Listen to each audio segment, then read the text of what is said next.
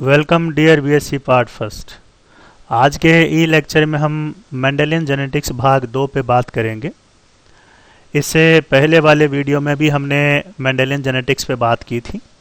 वो वीडियो अगर आपने नहीं देखा है तो आप उसे ज़रूर देखिएगा। और आज से हम मेंडलवाद पे चर्चा करेंगे, जिसे 3 छोटे छोटे वीडियो के अंदर डिवाइड किया गया है। तो चलिए बात करते हैं मेंडेलियन जेनेटिक्स की, मेंडेलियन आनुवंशिकी की। इस मेंडेलियन जेनेटिक्स में आपको पहले वीडियो के अंदर बताया था कि हमने इसको 3 जो है वो पार्ट के अंदर डिवाइड किया है, जिसमें पहला पार्ट जो है वो टर्म्स या टर्मिनोलॉजी से संबंधित था। दूसरा इसके अंदर जो है वो मेंडलिज्म या मेंडलवाद से संबंधित था। और तीसरा जो है वो करंट स्टेटस ऑफ मेंडलिज्म या मेंडलवाद की वर्तमान स्थिति क्या है, इस पर आधारित था। तो आज के इस वीडियो में हम टर्म्स हैं उन पे कोई बात नहीं करेंगे, क्योंकि मॉडर्न जेनेटिक्स में और मेंडेलियन जेनेटिक्स के अंदर जितने भी प्रकार की टर्म्स थी उनको हमने पहले वीडियो के अंदर कंसिडर कर लिया था। तो आज से हम जो है वो मेंडलवाद पे, मेंडलिज्म में चर्चा करेंगे। और इस मेंडलिज्म में सबसे पहले हम जो मेंडल और पी प्लांट है उसके ऊपर बात करेंगे, अर्थात मेंडल और पी प्लांट का क्या संबंध है और पी प्लांट के साथ में मेंडल ने अपने एक्सपेरिमेंट जो है वो किस प्रकार से किए थे और किस प्रकार से उनको रिजल्ट्स प्राप्त हुए थे। अगर हम मेंडल और पी प्लांट की बात करते हैं, मटर के पौधे की बात करते हैं, गार्डन पी की यदि बात करते हैं, तो मेंडल और गार्डन पी में गहरा नाता है। मेंडल ने अपने जितने भी प्रकार के आनुवंशिकी एक्सपेरिमेंट्स थे, प्रयोग थे, वो सभी के सभी पी प्लांट या मटर के पौधे पे किए गए थे, जिसे वर्तमान समय के अंदर हम गार्डन पी कहते हैं, या इसका बोटनिकल नेम जो है वो पायसम सटाइवम है।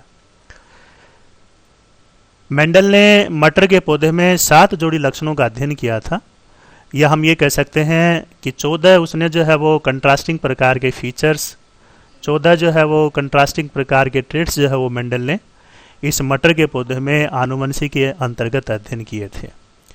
मेंडल ने अपने आनुवंशिकी के प्रयोग इस मटर के पौधे पर लगभग 7 वर्ष तक किए थे। और इस स्टडी के दौरान उन्हें लगभग 28,000 मटर के पौधों पर कार्य किया। और तब कहीं जाकर उन्होंने अपनी जो जेनेटिक संबंधी प्रकार की जो अवधारणाएँ हैं, नियम हैं या जो लॉज हैं, वो प्रतिपादित किए थे। इसके साथ साथ मेंडल के मटर के पौधे पर किए गए जो कार्य थे वो 1866 के अंदर, 1866 के अंदर पादप संकरण पर प्रयोग के नाम से पब्लिश हुए या प्रकाशित हुए। और उनका ये जो पब्लिकेशन है, ये प्रकाशन है, ये ब्रून सोसाइटी ऑफ नेचुरल साइंस के अंदर जो वो पब्लिश या प्रकाशित हुआ था।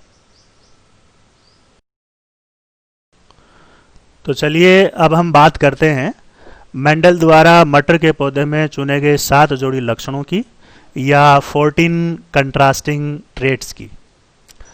मेंडल ने अपने मटर के पौधे में जिन 7 जोड़ी लक्षणों का चुनाव किया था, उनमें पहली जोड़ी जो है वो कहलाती है फ्लावर कलर या फूलों का रंग। तो मटर के पौधे में जो है वो मेंडल ने 2 प्रकार के फ्लावर देखे थे, एक पर्पल प्रकार के फ्लावर या बैंगनी प्रकार के, और दूसरे वाइट या श्वेत प्रकार के। इसी प्रकार से जो प्लांट हाइट है, तो प्लांट हाइट के अंदर भी 2 कंट्रास्टिंग प्रकार के फीचर हैं कि जो पी प्लांट है वो एक टॉल होता है, लंबा होता है, दूसरा शॉर्ट या ड्वार्फ प्रकार का होता है। तीसरे प्रकार का जो कैरेक्टर मेंडल ने देखा वो सीड कलर देखा। और सीड कलर भी जो है वो 2 कंट्रास्टिंग प्रकार के फीचर्स में पाया जाता है, येलो प्रकार के सीड होते हैं और ग्रीन प्रकार के सीड होते हैं। चौथा जो कैरेक्टर है वो सीड शेप कहलाता है। मेंडल ने ये देखा कि जो मटर या पी प्लांट है उसमें जो सीड की शेप है वो भी 2 प्रकार की होती है, एक राउंड या गोल प्रकार की होती है और दूसरी रिंकल्ड या झुर्रीदार प्रकार की होती है। पांचवा जो कैरेक्टर मेंडल ने लिया था वो है पोड कलर या फली जो है उसका रंग। तो फली का रंग भी जो है वो मटर के पौधे में 2 प्रकार का होता है, एक ग्रीन प्रकार का होता है और दूसरा जो है वो येलो प्रकार का होता है। छठा जोड़ी जो लक्षण था वो पोड शेप, अर्थात जो फली होती है उस फली की जो है वो आकृति कैसी होती है। तो मेंडल ने देखा कि मटर के पौधे में 2 प्रकार की फलियां पाई जाती हैं, 2 प्रकार की पोड्स पाई जाती हैं। एक पूरी तरह से फुली हुई फलियां होती हैं जिनको हम इन्फ्लेटेड कहते हैं, और दूसरी जो है वो फ्लैट या पिचकी हुई प्रकार की फलियां होती है जिन्हें हम कंस्ट्रिक्टेड प्रकार की पोड कहते हैं।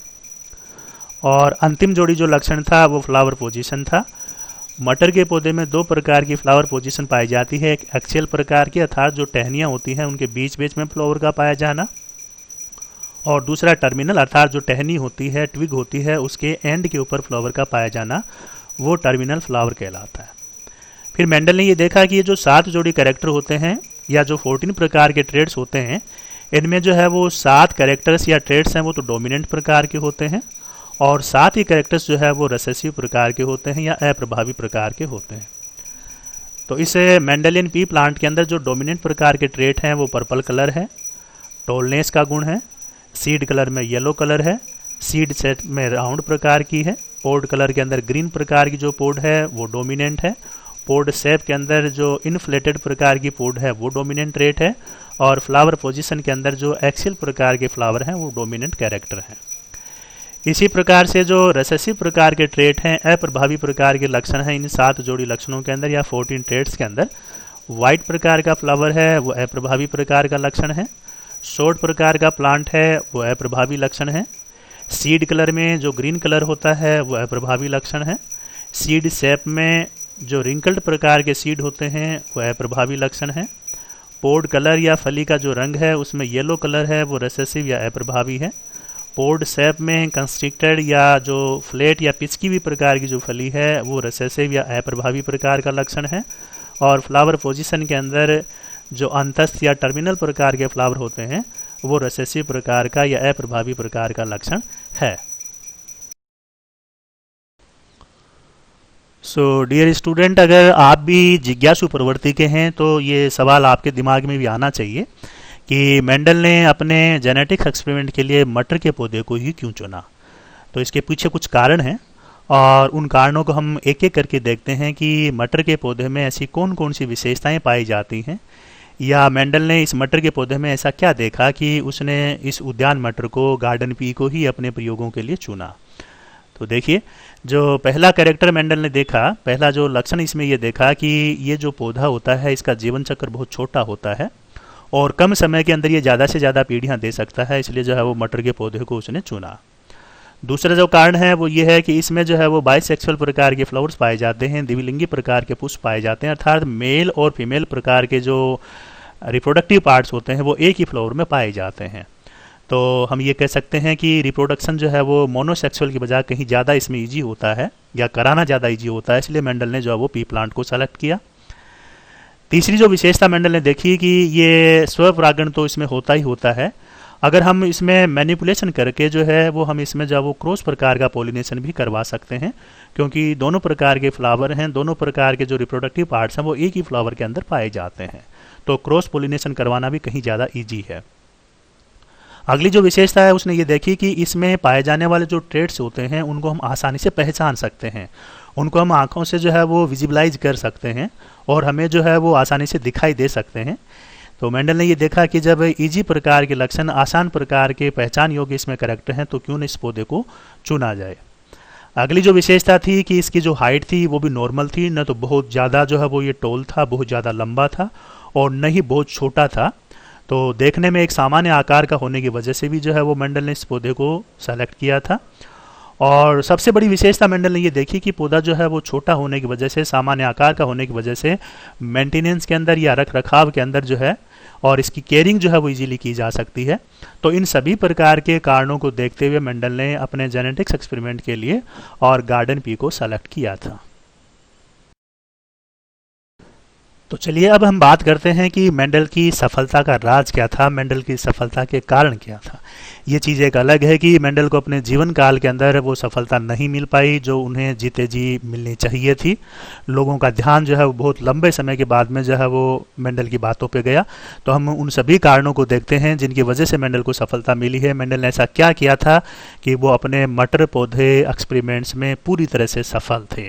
तो देखिए, पहला जो कारण था उसमें ये था कि मेंडल ने मटर के पौधे पर नियंत्रित प्रकार के, कंट्रोल्ड प्रकार के जो है वो हाइब्रिडाइजेशन एक्सपेरिमेंट किए थे। तो इसकी वजह से जो है वो मेंडल को सफलता मिलना तय था। दूसरा जो कारण था मेंडल की सफलता का वो ये था कि जो वास्तविक प्रजनन पादप हैं उन्हीं का प्रयोग उन्होंने किया था। जो प्राकृतिक रूप से जो मटर की ब्रीड पाई जाती हैं, किस्में पाई जाती हैं, उनको लेकर ही मेंडल ने प्रयोग किए थे।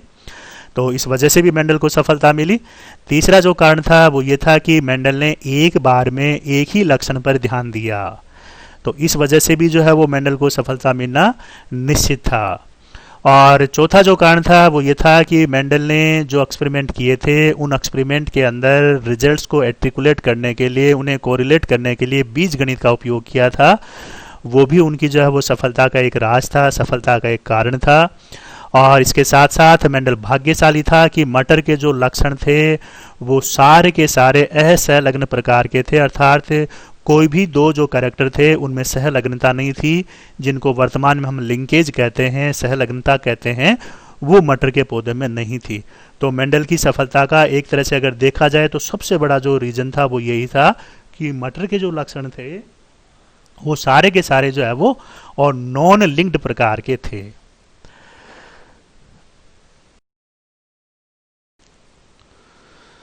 सो ओके स्टूडेंट्स, अब हम बात करते हैं मेंडल के कार्य की अनदेखी, इग्नोरेंस ऑफ मेंडल्स वर्क। आप जो है वो बहुत सारी बुक्स के अंदर पढ़ते हैं, आप लिटरेचर के अंदर पढ़ते हैं कि मेंडल का कार्य लगभग 34 साल तक, 34 ईयर्स तक जो है वो अंधेरे में रहा और उस पर एक प्रकार का राज, एक प्रकार का पर्दा गिरा हुआ था। और वो पर्दा 1900 के अंदर तीन जो साइंटिस्ट हैं, तीन जो बोटनिस्ट हैं, वो पर्दे को हटाते हैं और मेंडल के कार्य की इंपॉर्टेंस हमें पता चलती है।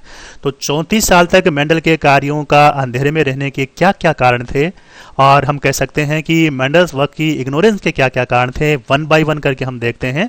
तो मेंडल की इग्नोरेंस का सबसे पहला जो कारण था, सबसे बड़ा जो कारण था वो ये था कि अत्यधिक सांख्यिकी का उपयोग।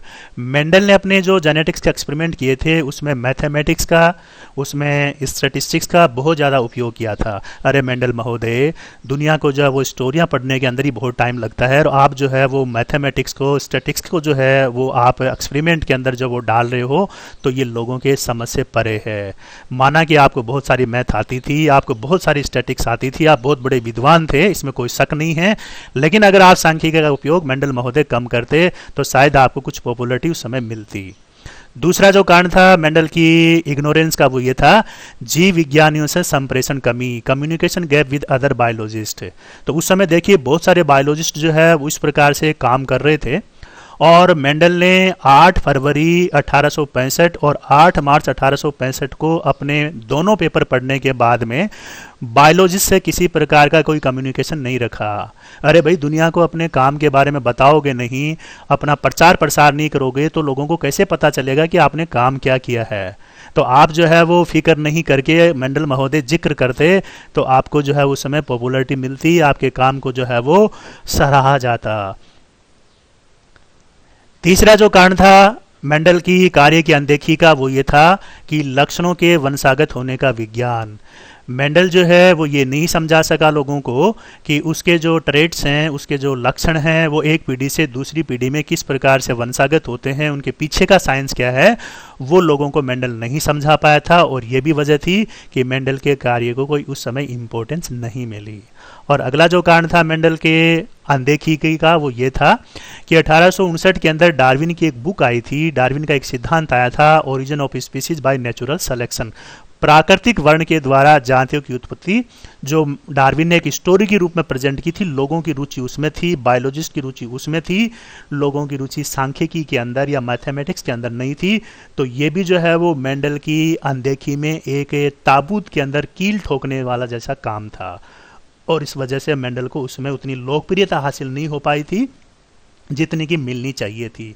इसके साथ साथ जो है वो मेंडल की असफलता का एक कारण ये भी माना जाता है, एक अनदेखी के कारण ये भी माना जाता है कि मेंडल के जो पेपर थे, मेंडल के जो रिसर्च पेपर थे, वो वहाँ की लोकल लैंग्वेज में थे और उस समय उस लैंग्वेज को जानने वाले बहुत कम थे।